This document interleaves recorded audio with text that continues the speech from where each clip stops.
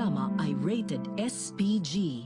Ito ay nangangailangan ng striktong patnubay at gabay ng magulang dahil sa mga sensitibong tema at eksena na hindi angkop sa mga bata.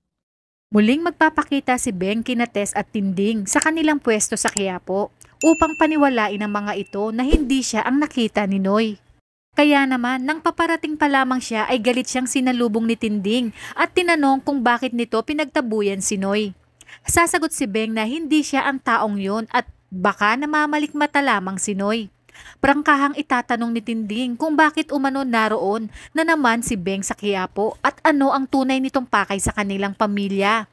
Dagdag pa ni Tinding na simula pa lang ay duda na siya sa biglaang pagpasok nito sa kanilang pamilya at kung bakit sa lahat ng pagkakataon na may problema sila ay lagi itong naroroon. Kaya naman dito na matatameme si Beng at sinabi niya sa kanyang isipan na mukhang mahihirapan siyang paniwalain si Tinding.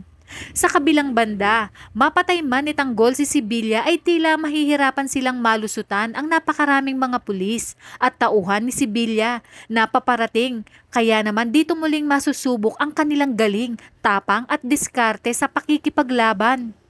Sinabi ni Bubbles na masyadong marami ang humahabol sa kanila at alam nilang tagilid ang kanilang sitwasyon.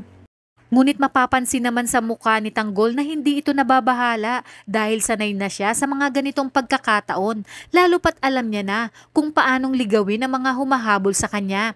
Dahil alam niya ang lahat ng pasikot-sikot sa bawat lugar, sulok at iskinita sa Quiapo. At habang sila ay nakikipagpalitan ng bala sa mga kalaban, ay may tatawag naman kay Chief Espinas upang ipag-utos ang pagpatay sa mga Red Phoenix. Agad niyang ipapatawag sina Balatukan at Makasantos upang sabihin ang kanilang susunod na misyon. Itatanong ni Balatukan kung sino ang kanilang next target. Sasagot si Espinas na ang grupo ng Red Phoenix. Igigiit ni Makasantos na paanong mangyayari yun ngayong mukha ng tagilid umano sina Tanggol at Bubbles sa kanilang misyon.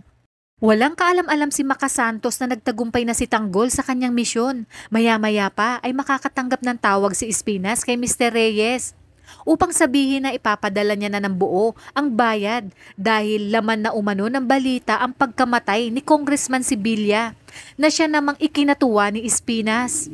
Sasabihin ni Espinas kay Makasantos na wag nitong maliitin si Tanggol dahil simula pa lang umano ay nakita na niya ang kakayanan nito, kaya nga umano si Tanggol ang kanyang napili na pumalit kay Bong. Dito tayo kina Tanggol at Bubbles kung saan matagumpay nilang natakasan ang mga parak at muling nakabalik sa bilibid. Gaya ng dati, tahimik silang babalik nang walang nakakakita sa labas kahit sino man. At dahil dito ay mababago ang turing ni Espinas sa grupo ni Tanggol dahil mabibigyan ito ng VIP treatment.